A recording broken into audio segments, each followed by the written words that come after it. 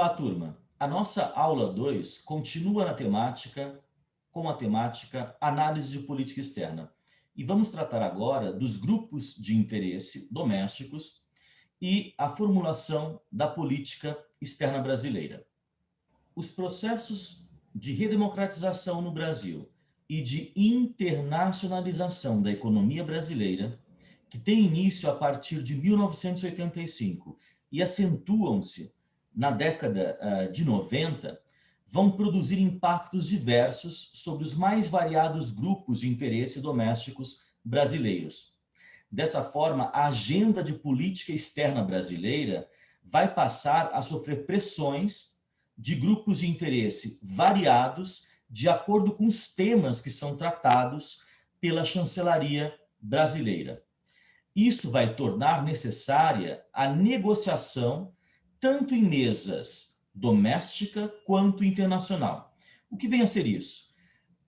Para que uma negociação brasileira seja exitosa com outros países, bilateralmente ou em fóruns multilaterais, é preciso, a partir desse momento, que os negociadores brasileiros, os diplomatas, construam uma posição negociadora que tenha, de certa forma, algum tipo de afinamento com os interesses domésticos dos mais variados grupos que estão aqui posicionados em nossa sociedade brasileira.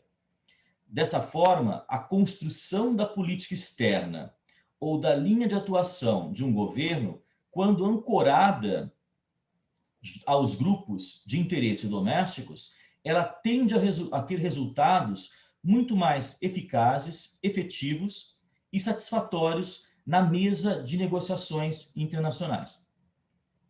Para isso, vamos a um exemplo. Pensemos em tratados de comércio internacional ou em negociações multilaterais, das quais o Brasil participe na Organização Mundial de Comércio, a chamada OMC. Dentro do nosso país, domesticamente, é preciso que os negociadores brasileiros, é preciso que os diplomatas brasileiros procurem entrar em contato ou tragam para perto de si os variados grupos de interesse que podem observar uma negociação de um tratado de comércio internacional ou uma discussão multilateral na OMC como algo que impacte e que lhes interesse. Dessa forma, vão surgindo, quando os assuntos são tratados de comércio internacional e negociações multilaterais dentro da OMC, coalizões, por exemplo, a formação de coalizões empresariais, há pressões de organizações sindicais. Portanto, claro, quando uma negociação comercial pode gerar a abertura de certos setores da economia e essa abertura impactar naquelas empresas, é possível que empregos também sejam impactados. Daí o interesse de organizações sindicais nesse tipo de negociação. Há posturas também, por vezes, bastante distintas em uma negociação.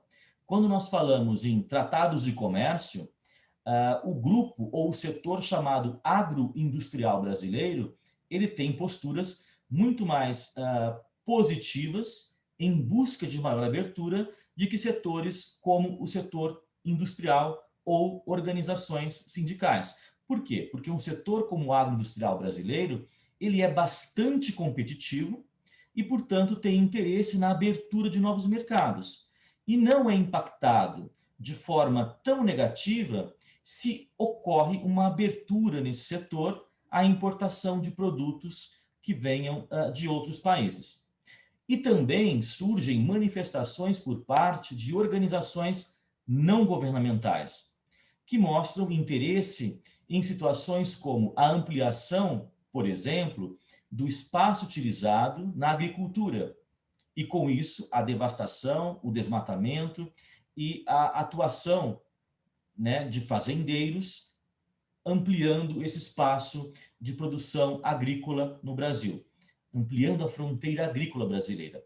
Portanto, a gente percebe dessa forma que quando o assunto envolve a formulação da política externa brasileira e quando formos buscar analisar de que forma um governo estabeleceu uma estratégia de negociação internacional, é preciso que nós olhemos para dentro do Brasil, observemos quais são os grupos de interesse que aqui se organizam e de que maneira eles buscam influenciar os negociadores e, por consequência, a postura negociadora brasileira. Dessa forma, o negociador brasileiro, quando constrói uma forma de atuar no processo decisório em negociações internacionais, ancorada nos grupos de interesse, ou que, de certa forma, reflita o que se passa internamente no Brasil, ele acaba ganhando muito mais poder de barganha na chamada Mesa Internacional de Negociações.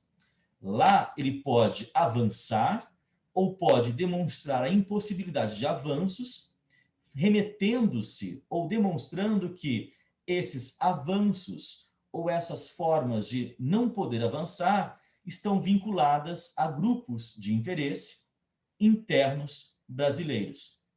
Logo, mais uma vez, é importante compreendamos que a fronteira doméstico e internacional ela é cada vez mais porosa. A separação entre a política doméstica e a política internacional, ela se mostra cada vez mais artificial. Não é possível compreender a atuação do governo brasileiro, governo este, um regime democrático, sem compreender antes quais são os grupos de interesse domésticos que estão organizados e que pressionam tanto o poder executivo, via negociadores, na chancelaria, no Ministério de Relações Exteriores, quanto também o Congresso Nacional, que, ao fim e ao cabo, será aquele dos três poderes da República que irá chancelar ou não um tratado ou um acordo ou um pacto celebrado pelo Brasil em âmbito internacional.